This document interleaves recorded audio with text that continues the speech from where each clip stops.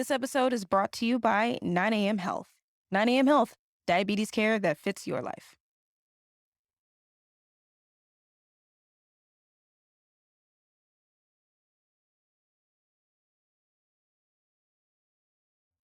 I'm getting ready to have an interview with someone who I greatly admire and who I really respect, and who was one of the first, people that I came in contact with. I won't say contact with, but who I started following and keeping up with and all of that when I was diagnosed.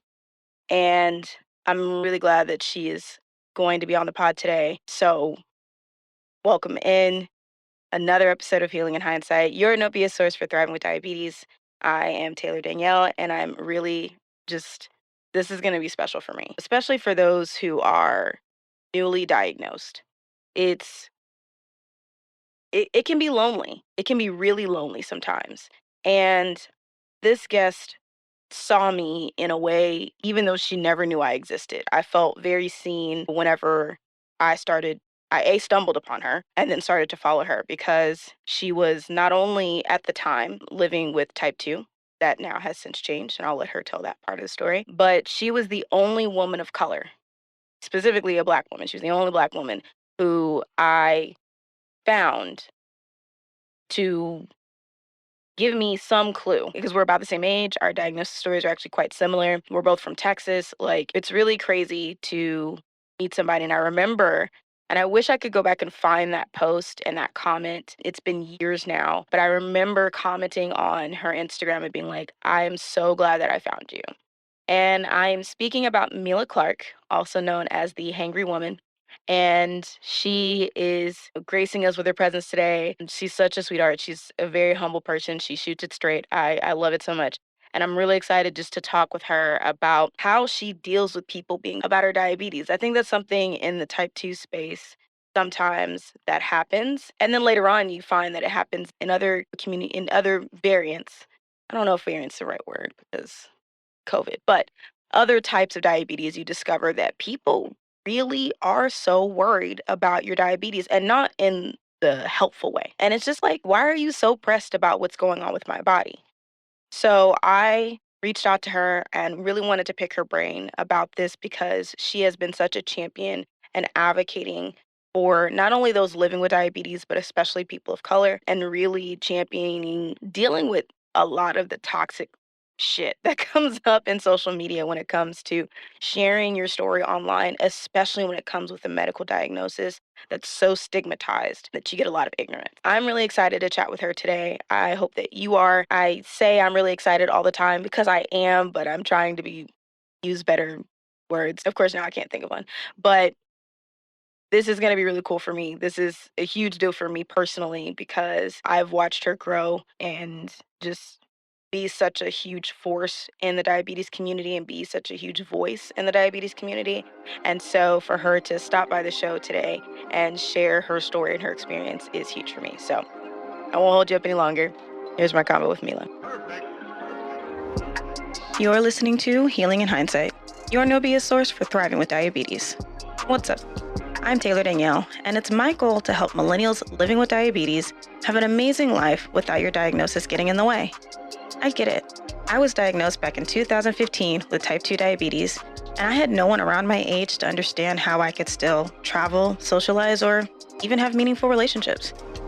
But I feel like with a focus on mindset perspective and lifestyle changes that are unique to you, together, we can take back our health and our lives. Consider this the red table talk for those living with diabetes. Minus the entanglements, though. So let's do it. Oh my gosh, Mila! Hello. Hi. It's happening. It's Finally. happening, finally. Finally.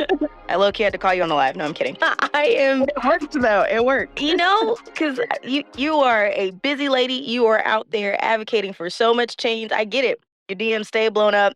And I even remember I sent you a little video. I was like, maybe this will catch her attention, is if I send her a video of myself asking her to be on the show.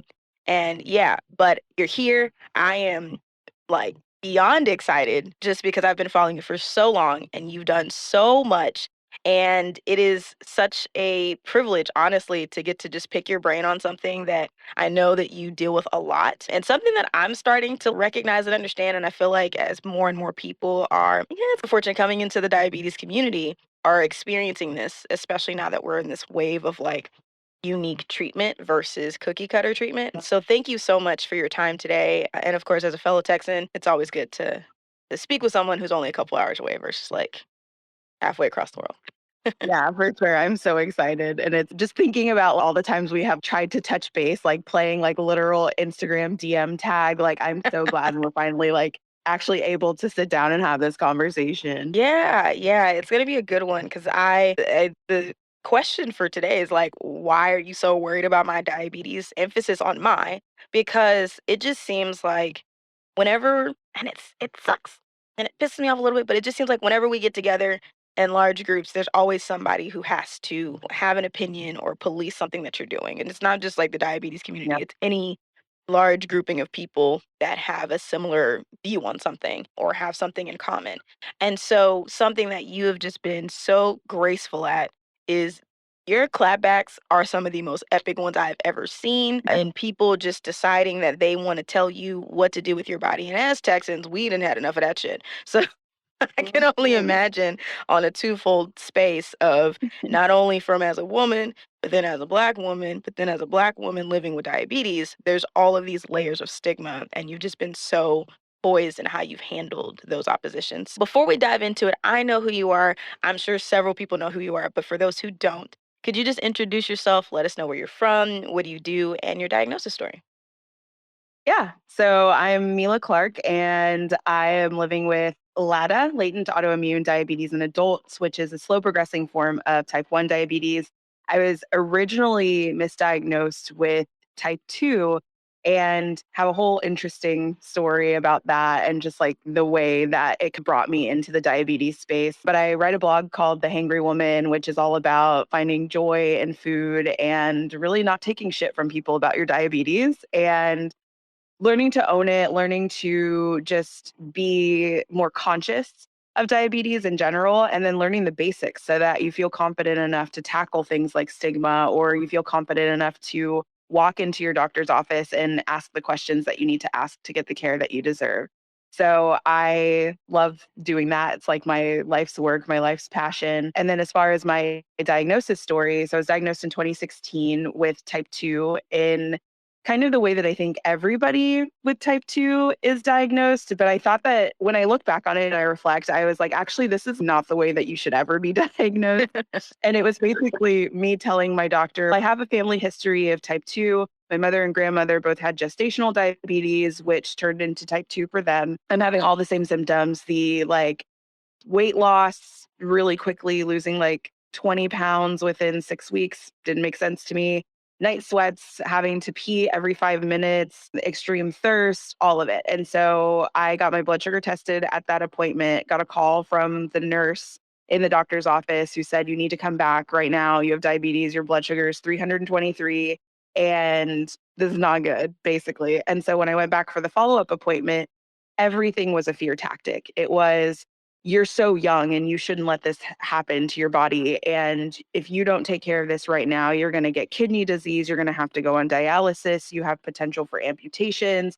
You could lose your eyesight. I mean, it was like literally throwing every complication at me for the first 10 minutes of this conversation. And then afterwards being like, oh, but there are apps you can use to track your blood sugar. And I'm going to have you take insulin twice a day and not showing me how to do it. And just handing me a blood sugar meter and a lancet and being like, prick your fingers twice a day and record the numbers and come back to me and see me in 3 months. And so much of that was so jarring to me and so frustrating. And like literally that night resulted in me crying in my kitchen because I was scared to prick my finger. I was scared it would hurt.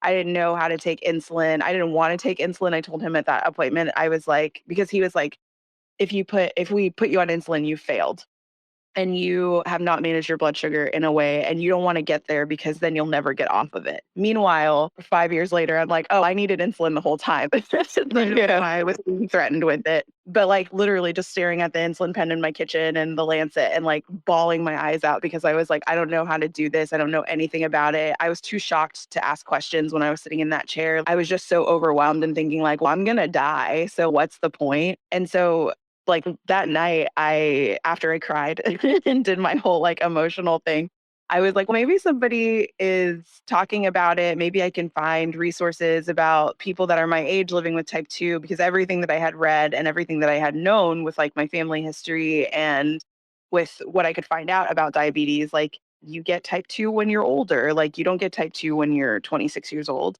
And that to me was like, okay, maybe I can just look and see. And I'm sure like somebody's writing something about it and nobody was writing anything about it from that perspective, like from the perspective of a person of color, from the perspective of somebody who was younger and still wanted to do things. Like when I turned 26, I was like, I'm financially independent. I have my own place. I can do all my own stuff. I can go out with my friends. And then I was like, I can't do any of that with diabetes. Like I don't know how to manage it or handle it or do it in a way where I feel like I can balance all of it and still enjoy my life. And so I sought that out and then nobody was writing that. So I am very shameless and I just started spilling my guts on the internet about how I felt about being diagnosed with diabetes. And then that turned into my blog. Yeah, and I clearly sucked at it because I was diagnosed a year before you. And I did all the things, but I didn't know what the hell I was doing.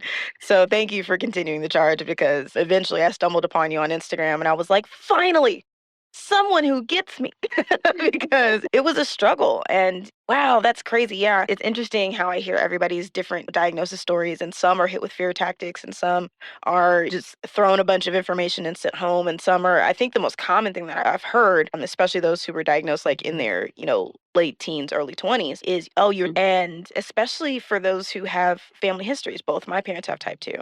And it runs on my mom's side of the family. My grandmother was on dialysis. I don't know if it was because of her complications with diabetes, but it wasn't Yeah. until later that I learned that she even had it. And so it's so interesting how we're threatened with life-saving medication. That I think that's the piece that baffles me because they did the same thing with my mom. They were like, "Hey, if Yep. you don't get in check, we're gonna have to put you on insulin."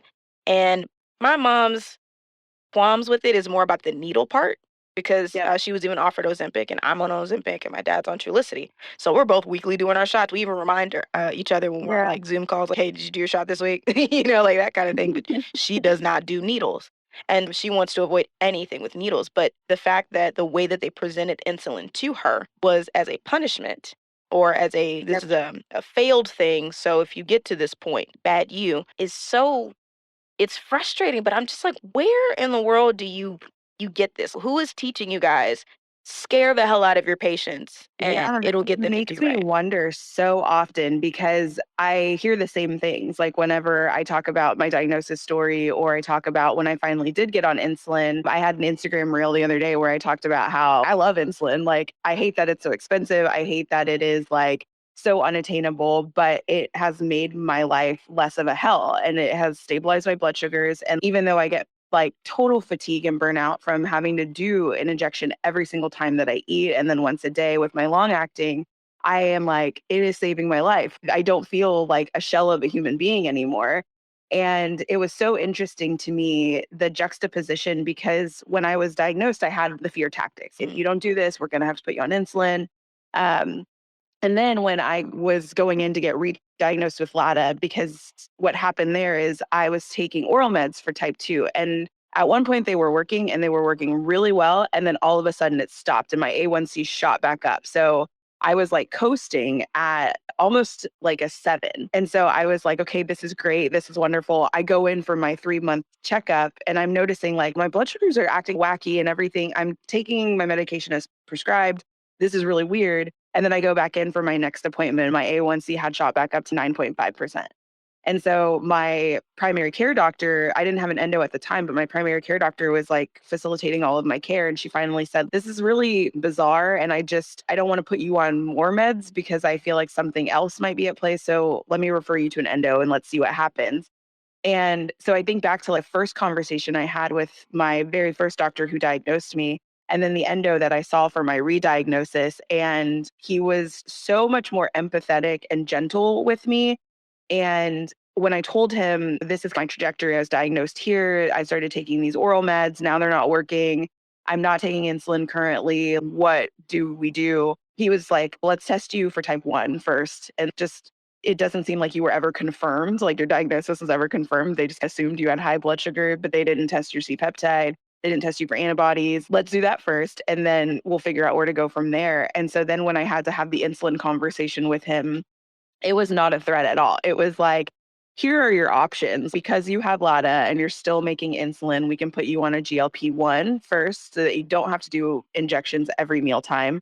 If the GLP-1 doesn't work for some reason, then let's discuss insulin and let's talk about it. And then I used to take Ozempic. I ended up being allergic to it, which is like mind blowing and so weird. So I had to get off of it. And then I ended up going to multiple daily injections. And so even moving on to that, there was no like blame or shame or fear tactics. It was like, let's get you to see a diabetes educator because we want you to be able to learn, and a nutritionist. We want you to be able to learn how to carb count and do this properly. And so the endo gave me all of the tools without the judgment. Like he was like, this is just where you happen to be. Like, this is where you are. It's okay. You don't have to stress about it. And we're going to figure out what's right for you because ultimately the goal is not to stress you out. It's to get your A1C to an acceptable level so that you feel fine and then you are lessening your chance for complications. Mm. And so I just found it so interesting how my diagnosis was like, fear, be scared of diabetes sucks, and now you have it. It's your fault. And if you don't do all the things to turn this around,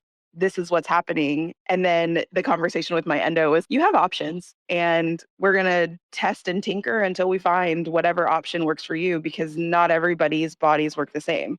And so I even remember having like so much anxiety before that appointment because I was like, I have to see a new doctor and I'm going to have to explain this over and over again if he doesn't believe me. And I've talked to primary care about this and they've just said, you just exercise more. It's fine. So I was like, I don't know what to do at this point, and I can't take another healthcare professional like dismissing me and making me feel like I'm not doing what I'm setting out to do. And yeah, it's really interesting to see that. And I hear that conversation a lot too, and people being diagnosed with different types. Like whenever you're diagnosed with type 1, like typically you're a kid and people have said, oh, whenever I was in the hospital or like when I got the diagnosis, I remember them telling my parents, it's not their fault. They didn't do anything to deserve this. Here are the options and the means and the ways of getting through this. And then I hear lots of people with type 2 reflect on the fact that they've never had that compassion ever, Mhm. that it's just looked at as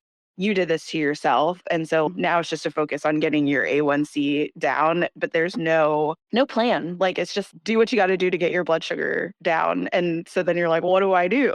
Yeah. What is the path forward and like how do I do this? And a lot of times like I have demo videos on injecting Ozempic Mm. and I get like probably 20 comments a week that are like, my primary care doctor or my nurse practitioner didn't show me how to inject it. So I had no idea how. Thanks for showing me because one, either I did it wrong, or two, I was scared to do it. I thought it would hurt a lot more, or three, like it's good to see somebody physically demonstrating it and actually injecting it into them so that I can see it's not this like horribly painful thing. And so it's just like there's a lack of knowledge and information a lot when it comes to that type 2 diagnosis. And that is so unfair for people's like mental state, but also for our health. I feel like you should get the information that you need to be able to thrive, like regardless of type. And that's not what happens. Yeah, and it's interesting that even endo, like my endo experience, it was a lot nicer in a way, but he still hit me with lose 40 pounds, cardio 4 to 5 times a week, and download this app. And I'm like, Mhm. I just sat there and told you what I've already been doing the past 5 years because I didn't know I was supposed to see an endo either. And you're repeating information that A, I've already been told. I told him straight up, I'm not downloading no damn app. I've been there, done that, not doing it again. And it all stemmed from a question of I just want to figure out what my natural weight is supposed to be. What is the healthy weight for me to be at? I know I'm not supposed to be stickly thin. I know I'm not Mhm. exactly where I'm supposed to be either. Like my heaviest when I was diagnosed was 215. And so I'm like, I recognize I shouldn't be that far, but like, where's the happy middle? And that's what Yeah. led to this conversation. And the 40 pounds was like, then you won't have to worry about your diabetes. Hmm. And if you gain the weight back, then the only problem that we might run into is your diabetes is going to come back and it's going to be even stronger. And I'm like, you had so many great reviews. Yeah. And it's not Like, that he how are didn't. we having this conversation Yeah, right and now? I will say he was pleasant, but I was just like, A, you just said all of this to a woman. Like, Mhm. how often am I already told I'm too fat? And now I'm medically being told I'm too fat. Yeah. And I get And your diabetes is gonna get worse if you gain weight. Like, I'm just like, all right, doc, like it just now I give doctors three strike rules. I don't have male doctors often because of that very reason of you don't tune in to the people that like read the room. mm, And I get 20-minute appointments and I try to empathize as much as I can that they don't get to spend the right amount of time with us. But I will say my new endo, who's female, she's been a lot more empathetic and compassionate, especially when my insurance was like fighting me on re-prescribing me something that I already had, but it yeah, had switched. So they didn't have the history of what I had going on. But I think it's really interesting how, he did show me how to take my shot. I will say that. I'm just shocked that one, I get endocrinologists are in short supply, but yep, I feel like it's still up to the primary care physician, in my opinion, is like the quarterback, and you have all of your specialists. That is your lineup, and you should immediately be saying either, "Hey, we're gonna do this base test, and then I'm gonna send you to an endo to do extensive mhm, tests," because you are not the only person who I've spoken to, which just also happens to be a black woman. I think that was yeah, also what freaked me out. That was like, "Yeah, I was misdiagnosed as type 2, and you might wanna check into that," because I was like, because I was scared that yeah, if I had to be put on insulin, that meant I was bad. And so I exactly. remember going to my primary being like, "Hey, I'm hearing about people with type 2 who are being misdiagnosed. They're actually type 1. And I'm just saying, doc, like most of them just happen to be around my same age and also black women. So like, please Yeah. talk me out of a panic attack Oh, because I'm used to now, me and my primary now, she's also a black woman because I specifically chose her. yep, So like, we get it. But she's anytime that I've been running your A1C, we've been running those same labs.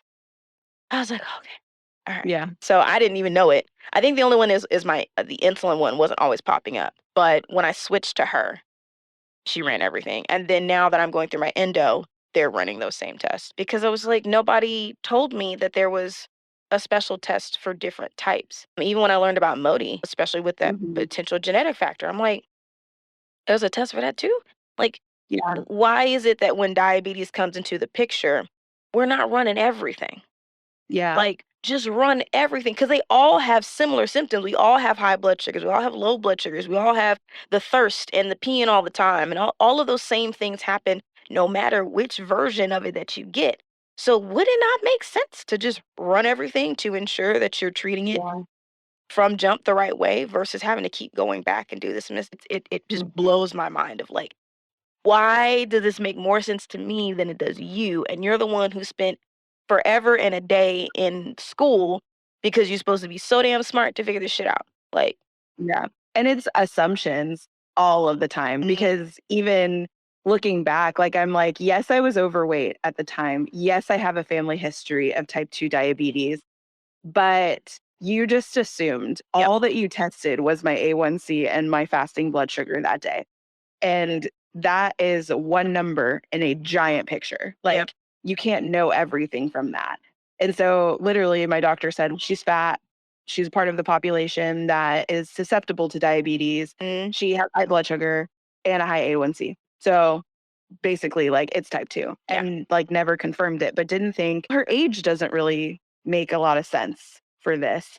Or even 3 months into my appointments with that same doctor, okay, we haven't put you on insulin yet, and oral medication doesn't seem to be doing much for you. Let's maybe look a little deeper into that. Like, it took me 4 years to struggle and then to finally find a doctor who was a Black woman who I literally was like sitting crying on the table. I can't take this anymore because you have me on 6 oral medications and injections, and it's not getting better. And I'm frustrated because I am exercising. I am eating 30 grams of carbs a day and I'm angry. I can't do this anymore. And then finally she said, okay, I don't feel like I can do much more here and I don't want to increase any of your doses. So let's send you to somebody who's going to know more. And that is like so much humility to be able to say that, like, for someone to be like, "Okay, I don't know everything. It's Mhm. clear that something else is at play with what we're doing, so let's send you to somebody who would know more." And that's what I appreciated so much about her, and not my, like, very first doctor who was like, "I know how to manage diabetes. I see so many diabetes patients every day." And I was like, "I think you're just, like, putting us all in the same mold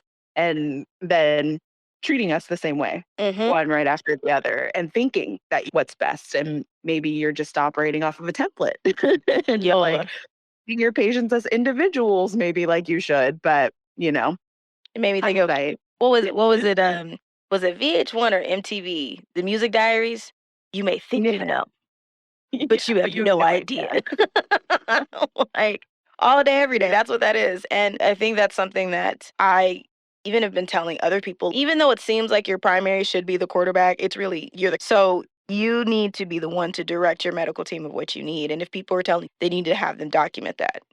Hey, Yeah, okay, you need to write in my notes that you refuse to give me this test, and half the time they're like, "Actually, I don't want that on mine." So yeah, it's crazy how, like, we're afraid to say something to somebody who's so highly educated and should know because I get it. We see it all over the place. I mean, look at the pandemic. We've yeah, got Google doctors everywhere who decide that because I looked at this one thing, that means that I know what this is about versus it being a unique experience for each individual. And it's yeah, no different with any type of chronic illness that you're diagnosed with. Is it's not the same for everybody. There are three diabetics in my family that are immediate. It's me, my mom, and my dad. And we're all on three different types of medication. One is on insulin and a GLP-1. The other one is on a combo med. I'm on a combo med and a GLP-1. Like, it's all different.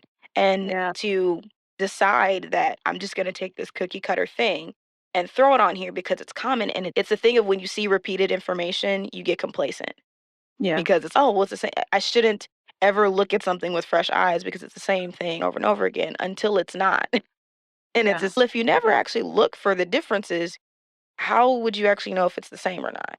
And so yeah, that is one of the things that kills me. And you actually brought something up that I'm curious to hear about because you do this on a regular basis. And I know you don't always show it, but when you do, I think it sets the internet on fire. I'm ready to arm up and go right out on people's houses because I'm just like, who says this to a person? But you are a content creator and I dare to say a diabetes influencer. And so I'm curious as what's been the most difficult about sharing your diabetes journey online? Because in this day and age, everybody's got an opinion. And yeah, Hey y'all. So, really quick, I just had to pause to talk to you about a service that I've actually been using for a couple of months now. And that service is 9 a.m. Health. And 9 a.m. Health is a virtual diabetes clinic that has pretty much everything that you need, which makes it so easy to manage without having to leave my house. I'm talking A1C labs done from home. I'm talking medication shipped directly to your house. I'm talking having your own diabetes care specialist who's educated in nutrition and diabetes care, who helps you with all of the little things that go in between management. Things like helping with food or lifestyle changes or changing certain habits. They will support you in all of that. Or if you just need somebody to talk to because it's one of those burnout weeks, right? So 9 a.m. Health has been super great and it's made my life a lot easier, especially because it's so cheap. I don't even have to use insurance. It is so much cheaper than what I was paying with insurance. So I'm really grateful for 9 a.m. Health and everything that they're providing in order to make someone like myself have an easier time with diabetes care management because we all know it can be really challenging. But to know that I can text, call, or send them a message on the online app in order to get support, whether that's, hey, I don't know how my medication is going, or hey, I really need to talk to somebody because I just don't want a diabetes today, or being able to work with my diabetes care specialist on some of the mental blocks that I might have. It makes such a different experience because I'm being met where I'm at. And I don't know about you, but trying to take off time from work to go to the doctor, having to sit in the waiting room for 30 minutes only to meet with your doctor for 5, it's just such an archaic experience. And I really feel that 9 a.m. Health changes all of that. So would love for you to try it out. Visit 9am.health to learn more or click the link in the show notes and tell them I sent you. ain't none of them yeah. half the time. So It is life of people pushing all of their opinions about what you should do and who you should be on you, especially when you have a chronic illness. And especially when people think that they know what it takes to manage, or, and I am air quoting this here, cure your chronic illness. And I think the hardest, I can pinpoint like a very specific hard moment for me because I was really excited about it. And so when I still had my type 2 diagnosis, I had gotten this opportunity to share my story on Yahoo News. So huge platform, like hugely viewed everything, like just being able to share my story in that place and warn people like these are some of the warning signs of diabetes. And if you don't feel well, or if you have this like major fatigue, like it's okay to get it checked out. It's okay to go to the doctor. It's okay to say, I don't feel well and something feels off, and question that. And so the reporter, like, God bless her, did an amazing job on the story. And it was like, I read it and I was so happy with it. And I was like, this portrays me in a really good light. And I think that it gets across the point that like people with diabetes are trying their hardest to do everything they can to manage.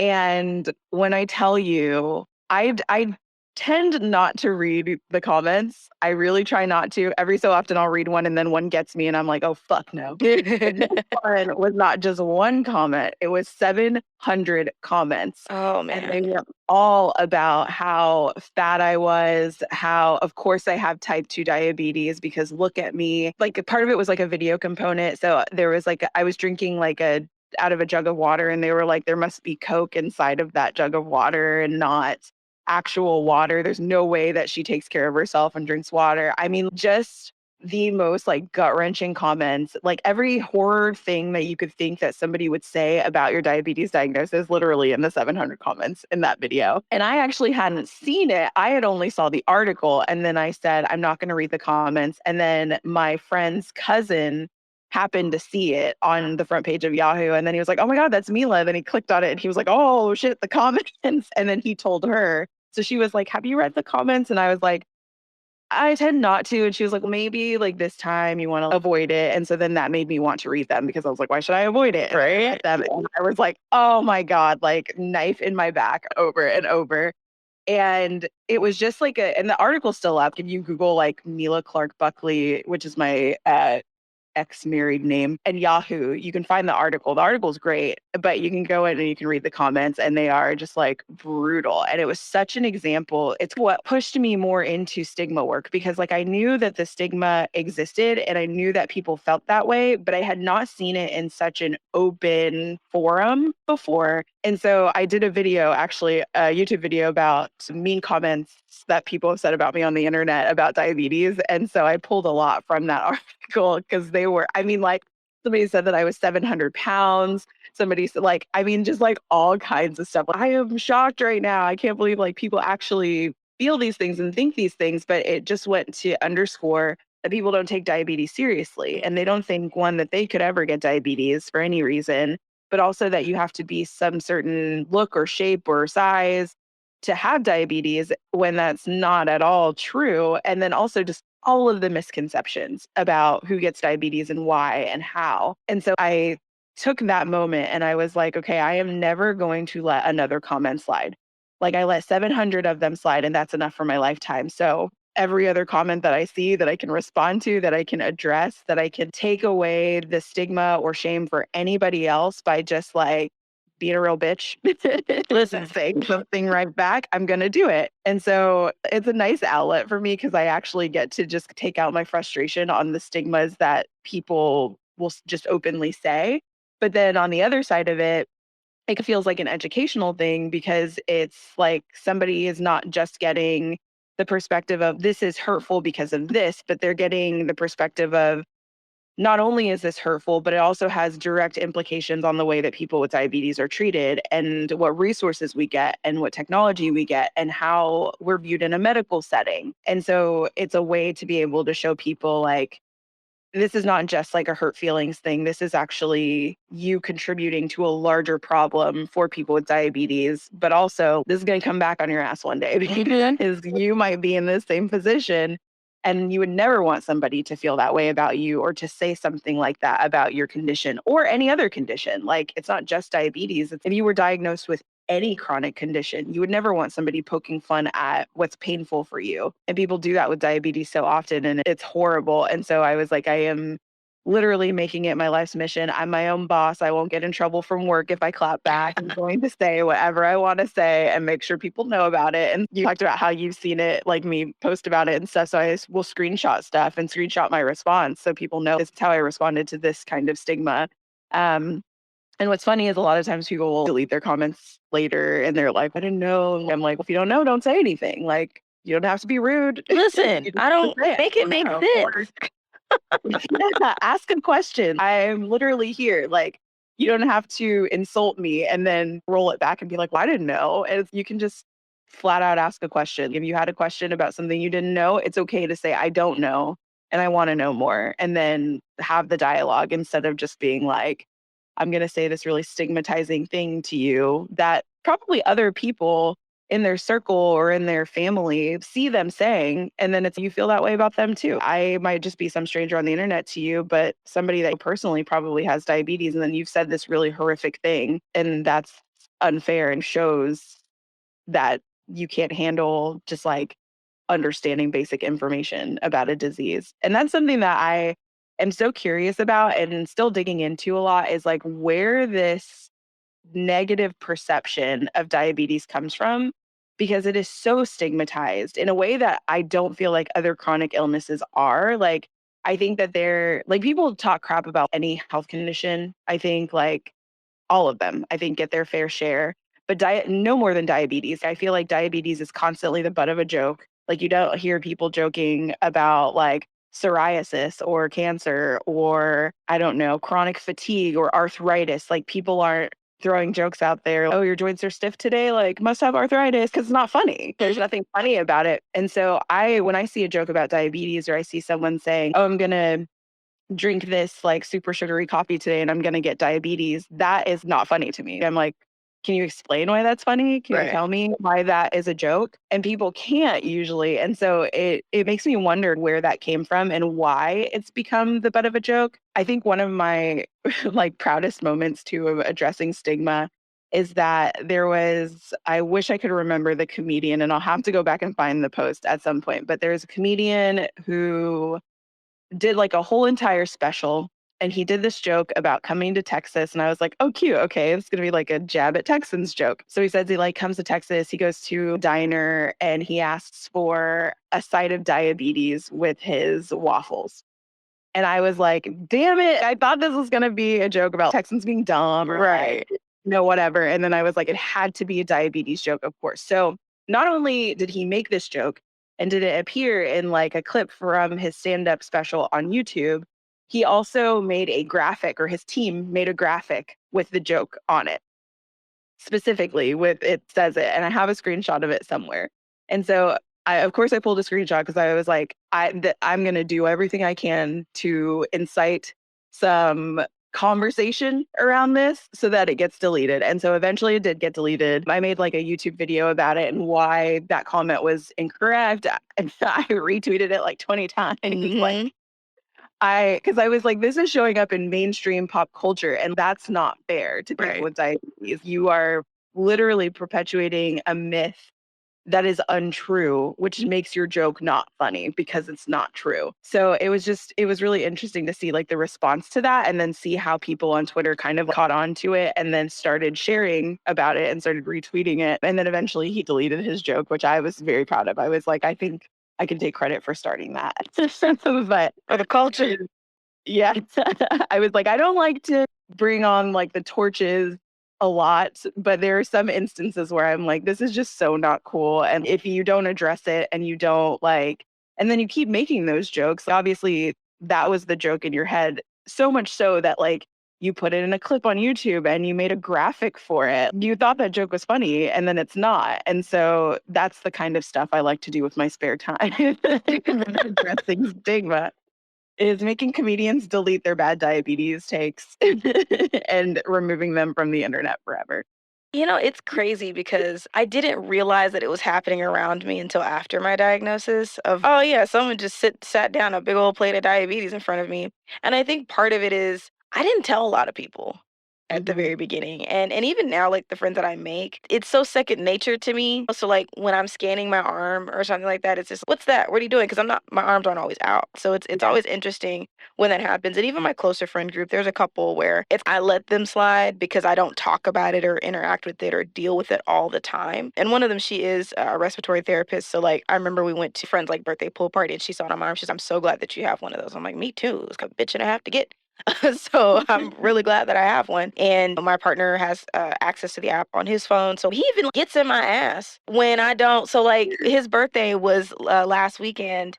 And no, Super Yeah. Bowl weekend, I got really fucked up and I didn't plan on it. I did not plan on it at all. And he was nervous because I didn't have my manual meter out because I still had to pick up my new sensors. And he was like, I need you to put this somewhere easily accessible for me because I didn't know if you were just genuinely drunk or if you were having a low because it came on so fast that Yeah. I didn't know what to do. And I had to keep checking on you, make sure you're breathing, all that kind of stuff. And I was just like, when I'm out, I go to sleep. So that's half of what Yeah. you'll see me do. Is I'm going to pass out in the car. So time to go night night. All my legs are going to stop working. I just want to go sleep. And in those moments, like, that's where I'm like, should I let them slide like that? Because I'm sitting right here.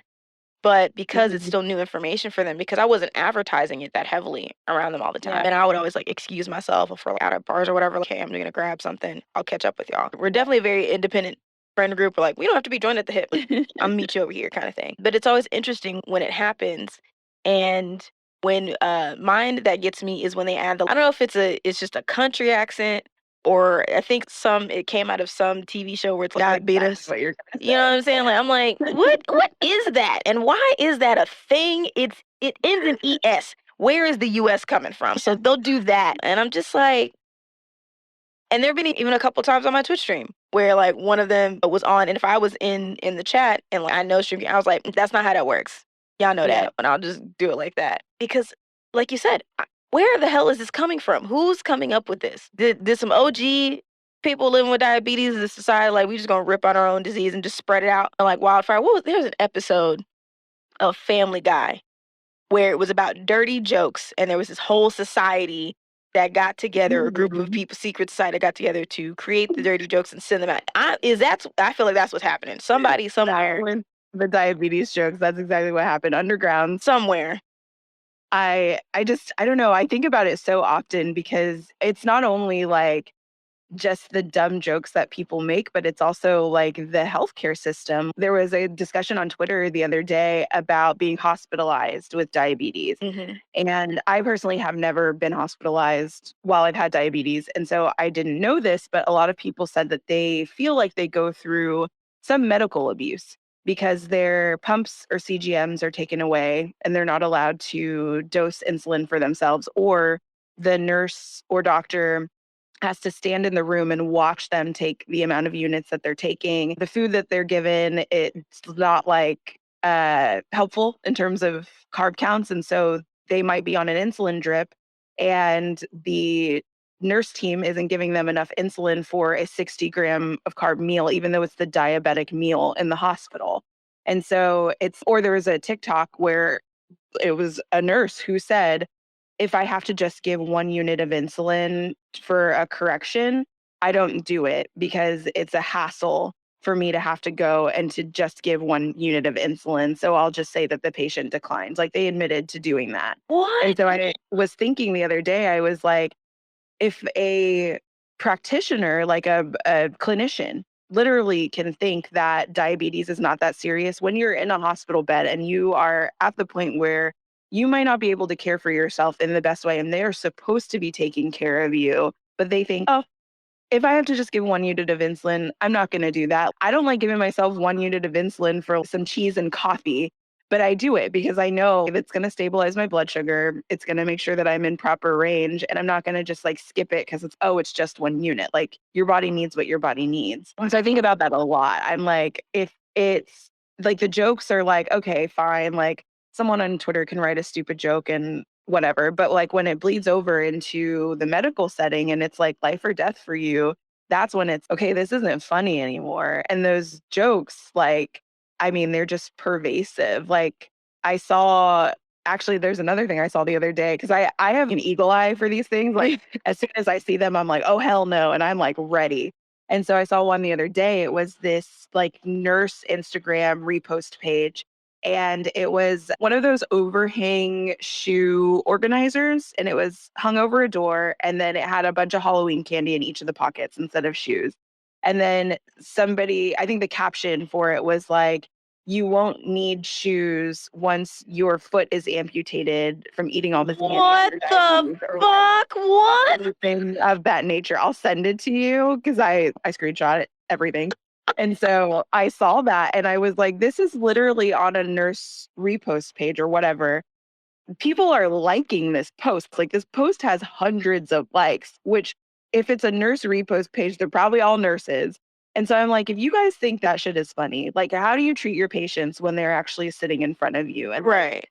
what are you doing to ruin their health? Because if you can look at that and you can say that's a funny joke and you don't have the like wherewithal in your brain to be like, that's not okay. We shouldn't be joking about these things. Like there are, I'm sure, nurse jokes that are funny, but again, like joking about someone's chronic condition is not funny.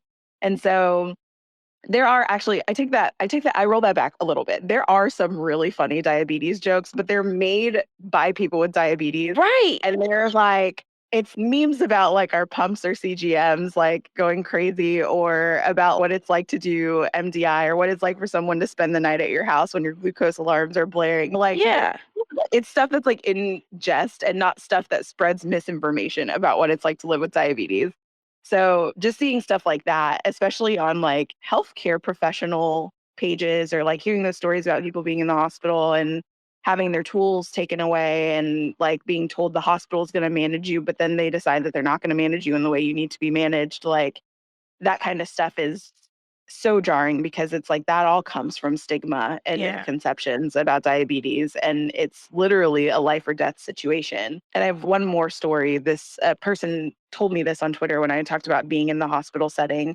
And they had mentioned that they were type 1 and if you have type 1 diabetes, like you need a base level of insulin at least. Like you also need mealtime boluses or like injections, but your basal rate is what just stabilizes you and keeps you alive.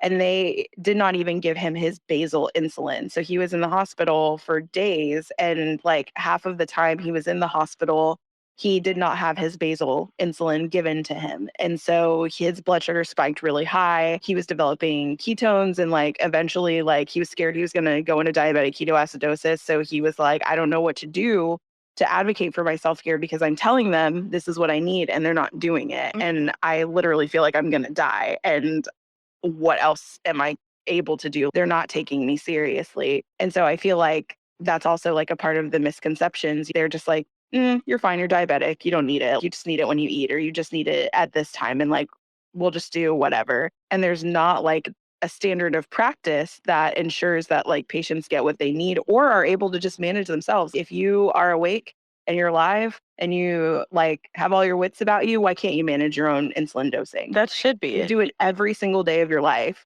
but it changes when you're laying in a hospital bed. So I just think of things like that and I'm like, the stigma is like so pervasive and it seems like it's like cute and a joke, but it's not. It's like very serious. So Okay. I don't even know where to start. I'm gonna touch the nurse thing and then I'll move on because my brain is about to explode right now. Because what? So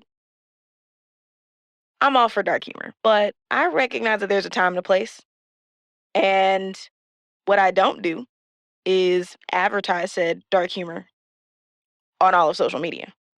Because the thing that we are notoriously good for with our attention spans and our trained ADHD, in my opinion, I really do have ADHD, but it's trained even more with social media, is that if you have zero context of being a nurse, having diabetes, and then you taking the two and advertising that, oh, it's funny to joke about losing a foot and you can have all this candy. There's no amount of it's a joke, only nurses will get. Well, then just do it at home. I wouldn't even be doing it in your hospital. That's dumb in itself. Your hospital could come back and be like, nah, do you not see what happens to people who do dumb shit at work on social media? Like, you can't even go to Victoria's Secret without bullshit going down. You know what I mean? Like, so the fact that they're doing this, saying that it's okay, and you're a medical professional and then sharing it online for a good for the likes. Yeah, for the clout. That's Like, all it is. it's not okay. And that leads to somebody, because I had this happen with my allergist one time, and he wasn't making fun of me, but at the time there was a lot of the civil unrest around the Black community and all the stuff like that, things that's been going on with us and the police and all that stuff like that. So he gently brings it up. I mean, there's a lot going on in the world. Are you okay? Honestly. Mhm. But I think the concept still translates, is the stuff that circulates online will show up in the places that it's targeting. So if I go to the hospital or to the ER, and like you said, I got my wits about me, but I say I do have type 2 diabetes, to have somebody potentially rip my CGM off or say you need to take it off, and I can't get another refill until those 2 weeks are up, and I can't call Freestyle and be like, can you send me another one? There's nothing wrong with it. They just made me take it off. All of those things translate. And so I think that's the part that's really frustrating, is like when people are like, oh, you just can't take a joke. You just can't. I laugh at some of the darkest shit you could ever imagine by myself or with a trusted person. I am not out here sharing that, because if no one is going to take the time to get the context from me, then that leaves the door open for you to go and repeat that elsewhere. And we see that same behavior happen in all forms. Somebody decided people that look like us, we're weird. So let's isolate them and let's do all of these things to prevent them to have all of these things. If you don't want to bring race into it, because everybody just hates when that comes in, we have vaginas. So apparently, to the ones with penises, that's weird, and they should police what we do. It never fails that if you don't have context, somebody's going to take it and run with it, and that could be somebody's life that's in danger. I did hear about one person being hospitalized, and it wasn't that the nurse wasn't willing to help. It was that she was about to just give them insulin just because he said diabetes, and he didn't need it. It's like, And like without asking, also dangerous. because if you don't know how to give me the right amount, and I think people don't get that sometimes, especially those who are insulin dependent, it can just as easily kill you as it does help you, because you're having to manually do it. You don't have the same regulatory systems in order to make sure you're getting enough. And that is the part that I think really baffles me. Of, like you said, if I'm doing this all the time and I'm coherent and able to make decisions for myself, why wouldn't you keep the pump on? That's less work for you to do. It's already queued up to their body. Why wouldn't you let them do that? And if you have to stand there, I fine. can tell you what I'm doing, or let me call somebody who can help me manage it. Let me call somebody who knows what this is supposed to be like. And then if you're uncomfortable with me managing it myself because I'm here in the hospital, maybe just let somebody else who knows how to do it for me. And then you can have that conversation with them if there's like a discomfort or you feel like there's even like a liability or whatever. Yeah, call Mando. Shit, like but we're I'm supposed to like, have all of our I know, medical like, team's numbers, but you won't let us reach out to them. yeah, it's crazy. I think about it all the time. I'm just like, man, I hope, knock on all the wood, that I never have to be hospitalized for anything, like not just anything diabetes related, anything. Yeah. Because from the stories I've heard, would be so afraid to say I have diabetes. And especially having LADA, like people already don't think that LADA is real. I get that comment all the time. They're No, like, it's so fascinating. Type 2. So what is LADA? That's not real. I've never heard of that. And so I'm like, okay, well, here's 10 articles from Medical Times Today, Healthline, like WebMD, that say this is a real thing. Just because you haven't heard of it doesn't mean it's not real or it doesn't exist. Listen. So that's like another thing. Like I know if I ever walked into a hospital setting and I said, I have latent autoimmune diabetes in adults, but they would just look at me like, what is that? What? We got to walk in with an emergency binder. That's what we got to put together, an emergency binder. Cited, Here are all the people to call. I am coherent. If I hand you this binder, I am coherent at this. Here's a logbook, right, of the time and date that I'm coherent in handing this to you. Please call these people first. I will refuse everything. Here's my legal representation. Like, I just feel like you have to have all of that in place just to get some help from the people that are supposed to help you. Man. Yeah, which is so sad. And then you think about people who, like, I can tell that you're probably just like me, very persistent, will hound somebody to get what you need. But for people who don't have that persistence or don't have the resources to have that persistence or just are like, I give up. I don't care. Kill me. Fine. I feel for people like that because it's like they never get what they need. And then it puts them in a really vulnerable position. And that's also a huge problem because you shouldn't walk into a healthcare provider's like place and ever feel like you're not going to get the care that you need. Like you're paying for it. You're paying a lot of money for it. Like you should get exactly what you ask for, and they should be working with you as much as possible to make sure that you have the best outcome and you can get out of there as fast as possible. We gonna put a pin there because I have plenty of friends in the medical field and they're trusted ones, but it's like when I saw the movie Get Out, and it's just I need to stay away from some of my lighter complected friends just for a little. I just need to come down because I might have a reflex, and Let me have this bit. I might have a reflex and accidentally assault you.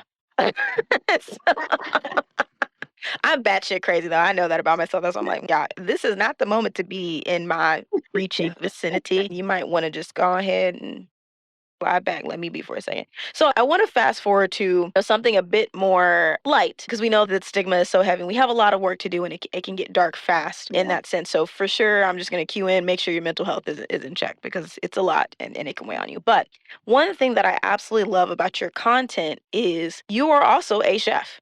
In my opinion, I don't know if you certified and like that, but you put together some of the most amazing recipes. I thought about creating a little coffee something. I didn't have all the right tools. It wouldn't have looked right.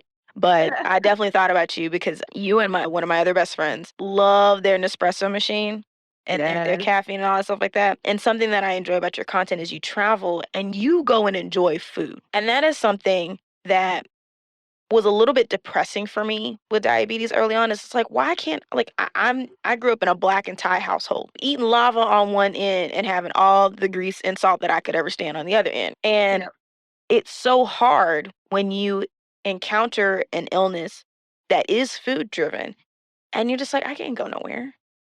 Or I can't go out. I didn't go out to eat for the longest because I was ashamed that my friends were going to get tired of me being like, oh, I can't eat there. Or I'll go, but I won't be eating anything. And doing these kind of behaviors because I thought that I just couldn't enjoy food. And you have completely turned the head on that by not only making it yourself in some instances, but you go to different places. You travel all over the world and experience those things.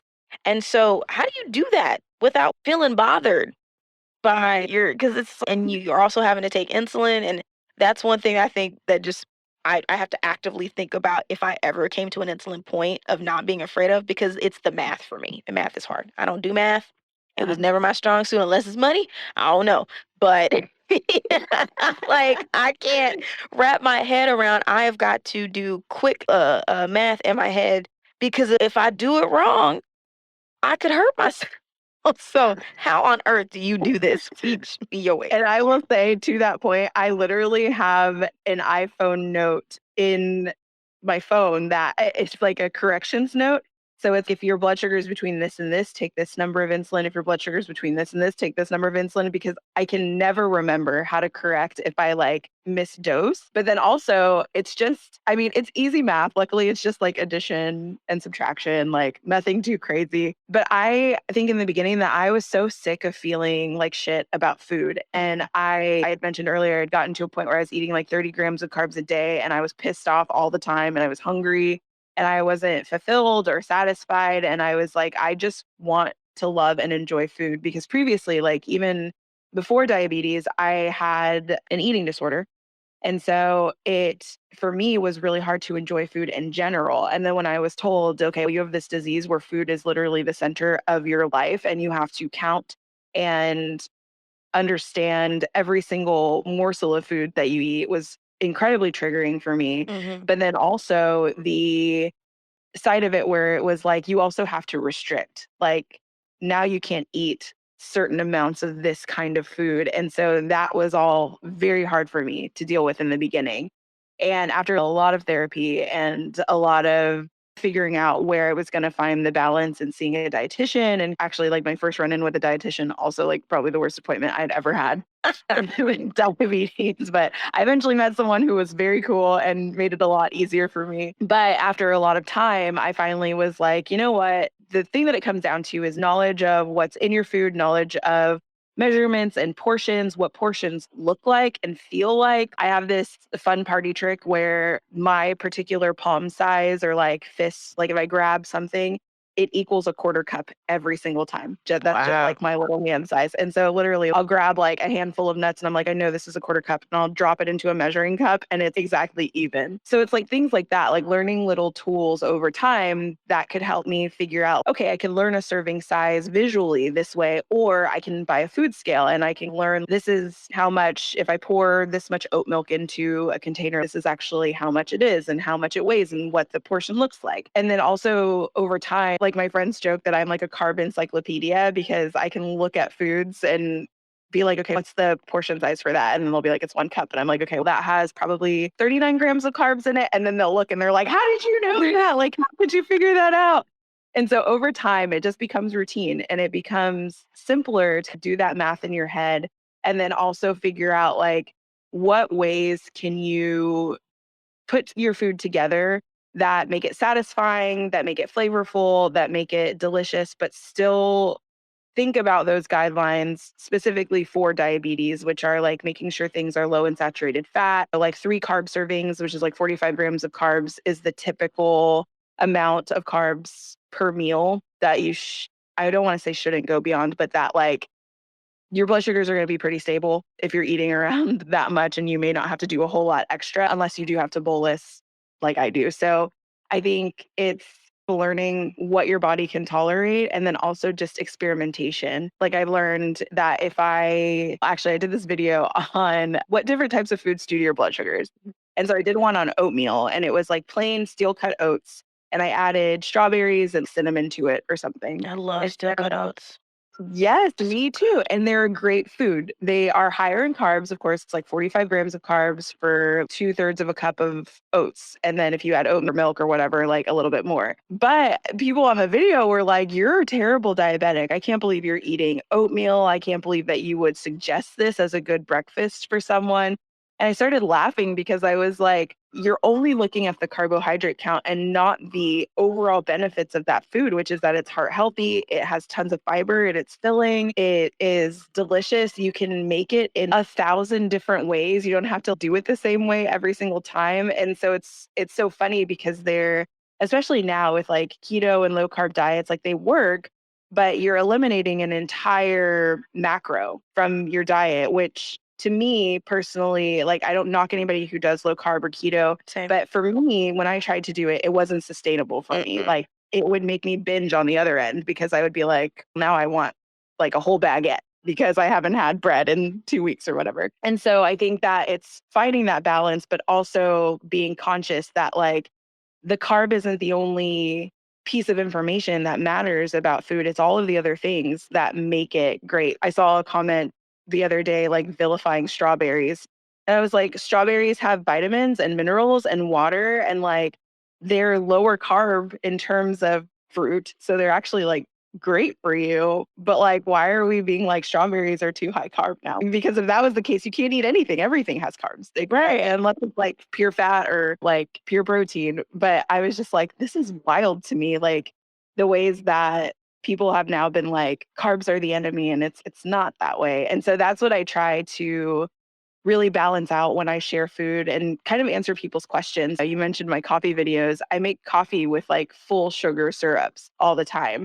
And people are like, how are you able to eat that? How are you able to do that? And I'm like, because I balanced out the portion. Instead of doing a 1 ounce pour of a full cane sugar syrup, which is like 30 grams of carbs, I halved it or I quartered it or I split it and used half sugar free syrup and half this syrup. Like I'm always tinkering and testing to make sure that I can come up with something that is going to be blood sugar friendly for me, but also at the same time really enjoyable. Because at the end of the day, like food is such a center position in our lives. We come together around food so much. It's like something that we all constantly think about. Everybody thinks about, what am I going to eat today? Am I going to drink coffee today? Am I going to do this? Am I going to do this? And I think it's really important to have a positive feeling around food, but also recognize that you don't always have to sacrifice to have a good outcome. Like you can still enjoy the things that you want to enjoy You just have to have a strategy around how you're going to do it. And that is mentally taxing and so exhausting because having a plan around every single thing that you eat is really hard because sometimes you just want to be, I just want to drive to McDonald's and get like a A double basket of cheeseburger fries and and chicken nuggets. fries and just let it be what it's going to be. And you can't always do that, but I think that you can figure out the best ways to enjoy without restricting and without putting yourself in a position where food gives you anxiety. Yeah. But also, it's okay to have that anxiety too. Yesterday was a prime example for me. I worked all day through lunch. Like I had cereal and coffee for breakfast, which cereal, not great, but I bolused properly. So my blood sugars were fine. And then I worked all the way through lunch. And then by the time I looked up, it was dark outside and 7:30. And I was like, oh, damn, I did not eat for like this whole day. And I checked my blood sugars and they were perfect. And that brought me a little bit of horror because I was like, damn, like this reinforces the fact that if I don't eat, my blood sugars are going to be great. Mhm. And I'm hungry right now and I want to eat dinner, but now I'm scared because I feel like my blood sugars are going to go out of range and out of whack. And I've literally just proven to myself, like through my body and my CGM data, that this is the outcome and this is what happens if I don't eat food. Like my blood sugars are perfect. They're in green, they are a straight line across. And that to me was so difficult to reconcile. It's happened to me yesterday, actually. And I was like, I just don't like that. I know that I have to eat something, but I don't like looking at my data and being like, this makes me happy because I'm literally looking at 100 on my screen, like perfect blood sugar number. But then on the other side of it, I'm like, well, I had like cinnamon toast crunch and coffee today and that's all that I ate. So Mhm. that's not good either. So I think like it's reconciling all of that together. It's what do you enjoy and then figuring out the best ways to enjoy that. Maybe it's a smaller portion and you increase the amount of protein, you lower the amount of carb, increase the amount of fat, and then rebalance everything. Or you think about the fact that sometimes your blood sugars are going to be great when you did the wrong thing. And then you have to deal with that and figure out, okay, what am I going to do next time to make sure that I'm not in this same position? And like, how can I change it? So I think about that all the time with food. Like I find so much joy around food now and I get so happy when I get to like cook anything or make anything or reframe recipes. Like I'm writing a cookbook and it's called Healthy Twists on Recipes You Miss. And so it's recipes that people with diabetes are told that they can't eat. It's really cool actually. I crowdsourced a lot of the ideas from my audience Yeah. because I asked them like what are things that you were told that you couldn't have anymore when you were given your diabetes diagnosis? And so people were saying like somebody told me I could never have french fries anymore. Somebody told me I could never have mashed potatoes. I couldn't have mac and cheese. I couldn't eat like soft caramels. I couldn't like it was like all of these things and I was like, man, there are so many easy ways to make healthy swaps for all of these things that actually work really well and are easy to replicate at home. You don't need like a ton of fancy tools to do. And you end up with a good outcome that tastes almost exactly the same as the thing that you're missing. And so I love reframing recipes in that way, making them over into, okay, you thought that you couldn't have this, but actually, if you prepare it a little bit differently and then you pair it with other foods, it balances itself out. And so that's usually how I go into thinking about food is I want to retain the essence of this thing. Like mac and cheese is mac and cheese. It's always going to be mac and cheese. Like you're never going to get around spiking your blood sugar for some mac and cheese or mashed potatoes or whatever. But you can think of creative ways around it that still give you what you want, but then at the same time, you get the outcome with your blood sugars that you're looking for.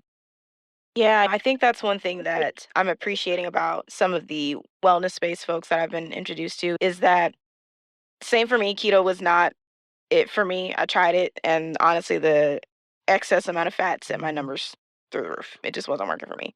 But the balance, when you were talking about oatmeal, there's actually good friends of mine and company, Oat of the Ordinary, who puts together basically they're trying to replace instant oatmeal. And they not only have I think they use rolled oats, but they have chia seeds and they make sure there's a good amount of protein. And I'm like, how do you get the protein in there? Because every time I tried to mix protein powder in there, it Yeah. coagulates and it gets all a big mess and then it's gross and gritty. I'm like, they've found a way to put it all together, knowing that, hey, yes, you're about to eat about 30 grams of carbs, but it's not going to spike you.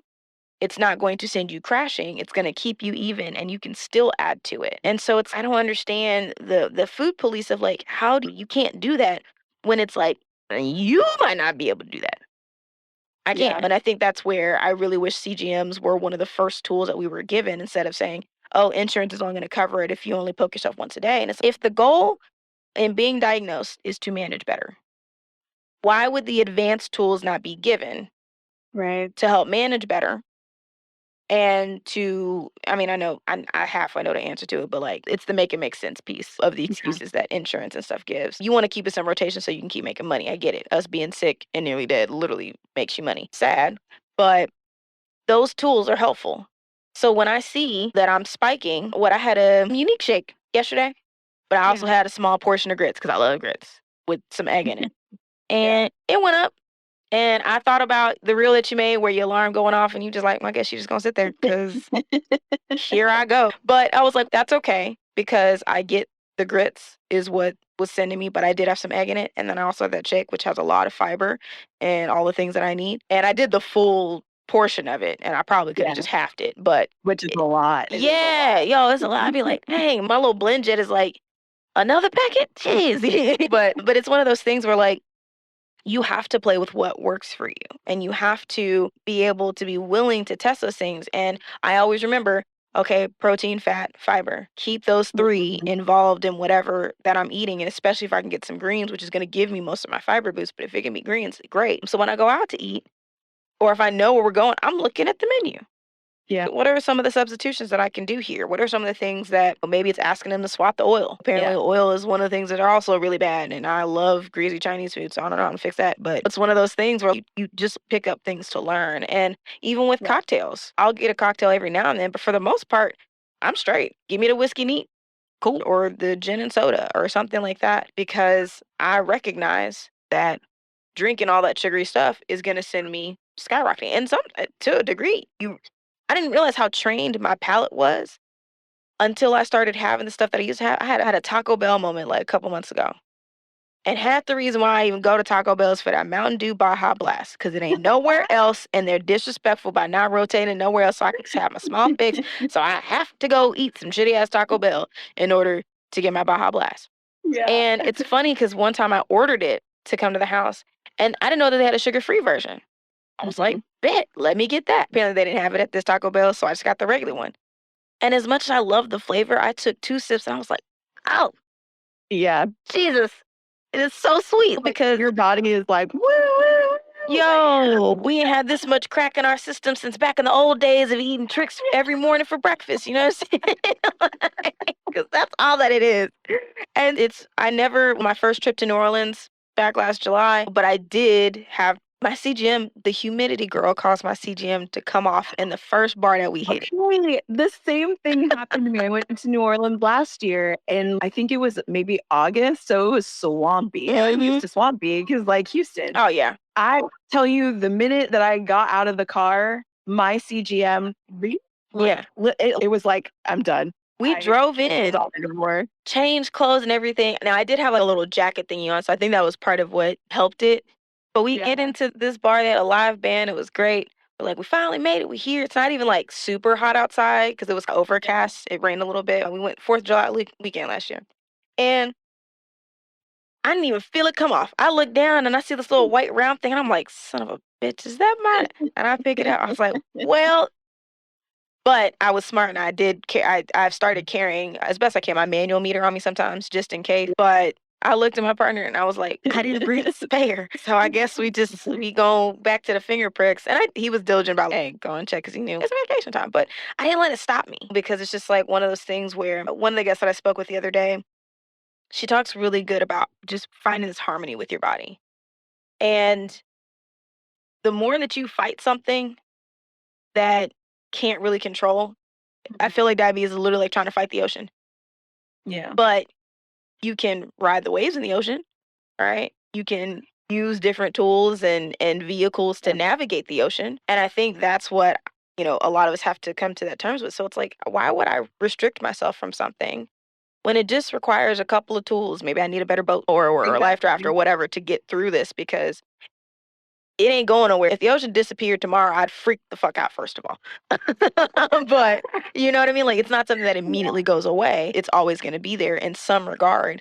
Even if you're off all the medication, you still have to think through that. And I think And what I you, think too, like another thing, people think it's all or nothing. Like yeah, it's like you have to either cut all carbs or you can't have anything, or you have to give up this entire food group and that's just the way that you have to live your life now. And it's not like that. yeah, And I think that it's maybe easier sometimes for people to think in the all or nothing terms because it's okay. Then now I have this list of rules and guidelines and I know that I can do this and I can't do this. And but there's the flexibility in the middle. If you're creative enough and if you're willing to take the time to experiment and figure out what works for you, it doesn't have to be an all or nothing situation and you can still find ways to enjoy what you enjoy. It yeah. might be a little different than it used to be, but you still figure it out along the way. And it's a lot of trial and error. Like sometimes it doesn't work out the way you think it's Yep. going to, and that's okay.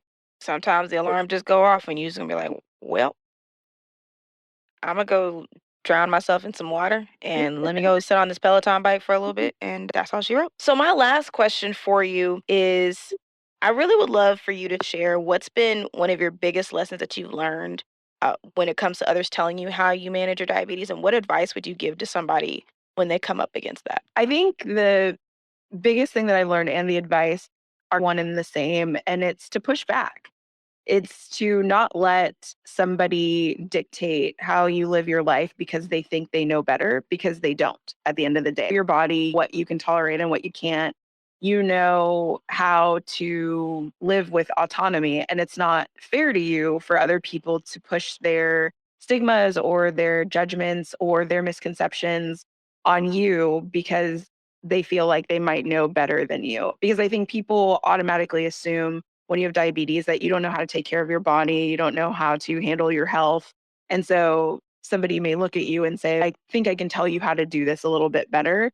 And the truth is that like nobody knows any better than you do. But I think it's also okay to correct those misconceptions and to correct somebody who food polices your plate or to say, I'm not comfortable with having this conversation with you. You don't have to answer to anybody about your health. You have to answer to yourself and sometimes your doctors at some point because your labs are going to tell the whole story. But I think that it's nobody else's business if you don't want it to be. But it's okay to say, this conversation isn't the right conversation to be having with me. And either one, I don't want to have it, or two, that's actually wrong. And let me tell you why it's wrong. And go through the steps of identifying those misconceptions for them. I've found in addressing it a lot of times is people just don't know and they ask a question or they say something because they weren't aware. My best friend, her name's Katie. Everybody always sees her all over my stuff. We've been friends since we were in 6th grade. She has seen my whole entire life before diabetes and then now with diabetes.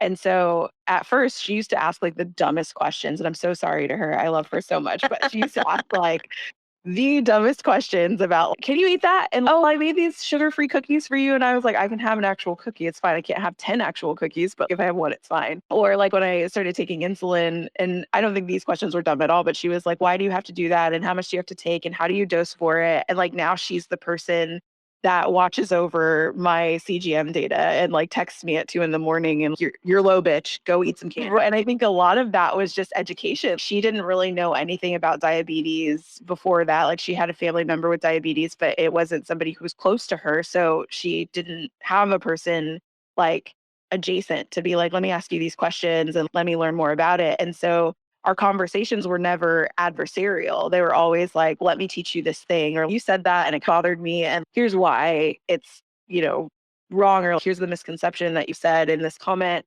And so over time, now she's like a diabetes expert and she can literally like talk to anybody and they'll say something about diabetes. And she's like, actually, okay, that's completely wrong. And let me tell you why.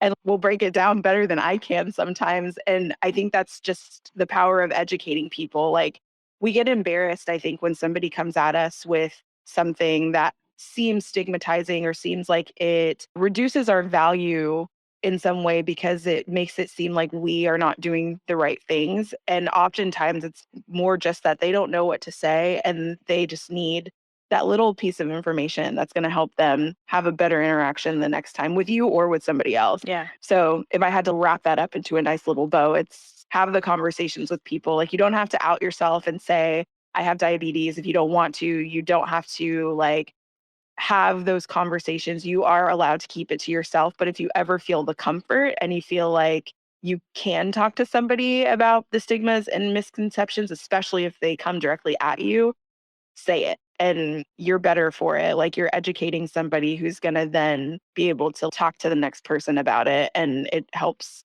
get the ball rolling in the positive direction instead of spreading more misinformation about the illness.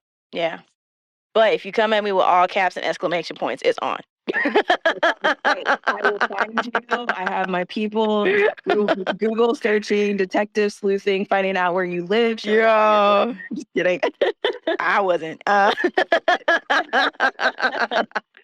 Yo, Mila, this has been so insightful, so helpful. I truly feel anyone who listens back to this is going to gain so much from it, because the hard parts of diabetes is difficult because not everybody wants to turn the eyes on themselves when they're having a hard time. But you've been so great at just not only showing the good stuff, but the hard stuff as well, and being open and talking about it. So thank you so much for everything that you're doing for us. Because again, you helped me and you didn't even know I existed back in 2016. So please know it's appreciated. How can people keep up with you? You mentioned a cookbook. When can we get our hands on it? And if people want to get in touch, what do we do?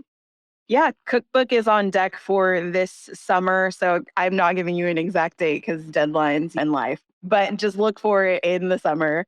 And you can find me at The Hangry Woman on everything: YouTube, Facebook, Twitter, Instagram. I do have a TikTok, but it's not that great. It should be better. And yeah, if you just search The Hangry Woman, like, I'll come up, you'll find me. And also, just so you know, if you ever don't want to have the stigma conversation with someone, you can send them directly to my Instagram and I will handle them for you. I'm happy to do it. I love it. So, love having that conversation. Or if you ever just feel like you need to vent, send me a message. People do it all the time. They'll send me a message in their like day of frustration. And if you need a pat on the back, I'm also happy to do that too. I'll send you like a nice little meme or GIF or something that'll make you laugh for that day. So, that's where you can find me all over.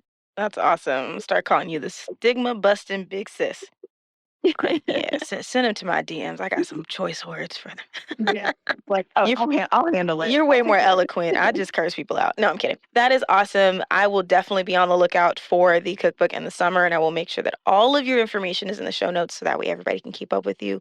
Thank you so much for coming by. I definitely will be doing this again with you. So keep your DMs I open. am so excited. Thank you so much. It was so fun. You guys, that was just my heart is happy, very happy. That was such a great and insightful conversation with Mila. Again, such a huge voice of change in the diabetes community, no matter what type, in my opinion. She is the queen of clapbacks for sure. And I am just so grateful that she shared her story and some insights and really shows us an example of how to be able to walk in your power despite what your diagnosis is, and being able to educate people in a way that still protects you and what you stand for, but is still able to let others know we got to chill out on the misinformation, because that's something that's just running rampant all over the place. Your journey and your diagnosis is unique to you, so please don't let anybody tell you different. Have the dialogue. I do agree that we should have the dialogue. Now, again, I'm petty, so if you come with the hostility, I'm a little, but for the most part, don't be afraid if people are trying to police you or telling you that you're doing something wrong or bad, to let them know that it's your body, your choice, and that what's best for you. And you're the one with the CGM alarms, and you're the one with the data or the meters or whatever to know how you operate and what your labs are, all of that. So don't let anybody tell you any different on how you should manage. We all have our days of struggle. So obviously, do everything that you can to protect your mental health. I think of that episode of South Park where one of the kids' dads was like trolling for fun. Sometimes that comes with the territory. People troll for fun, but you don't owe anybody an explanation on how you manage your diabetes, for sure. So thank you, Mila, for that powerful lesson and story and everything in between that you shared. I am so grateful for you in so many ways. Again, being one of the first people that I came across who was sharing her story so openly, and it touched me in so many great ways because I felt super alone. And to see her was such a great opportunity and moment to learn from somebody who knew exactly what I was going through. Until next time, you guys, I am so grateful for you guys to listen in. Be sure to go follow Mila on everything at The Hangry Woman, YouTube, Twitter, Facebook, Instagram, TikTok, all of the things. Make sure you go support her, show her some love. Keep an eye out for the cookbook coming this summer. I know I am. She makes amazing recipes. So if you can't wait, definitely head to her website, hangrywoman.com, and check out all of her great blog recipes. There's plenty of things to try, and trust me, they are tasty. Of course, make sure that you follow the show and make sure that you leave a review or any feedback about this season or this episode on our weekly feedback post. I set that up for you guys so that way you can talk to me about what you're hearing and making sure that I'm providing something insightful for you, or maybe you just want to share something you'd like to hear. I'm always open to ideas. Always check out us on Facebook, Instagram, and you can watch the video versions on YouTube. And then, of course, you can also listen on all of your favorite platforms: Apple Music, Apple, Google, Amazon, Spotify, and then some. There's so many, but make sure to tune in and listen there and share with all your friends and family to know that we're here having these conversations every Tuesday and Thursday. But until then, I'll catch you guys next week. Bye.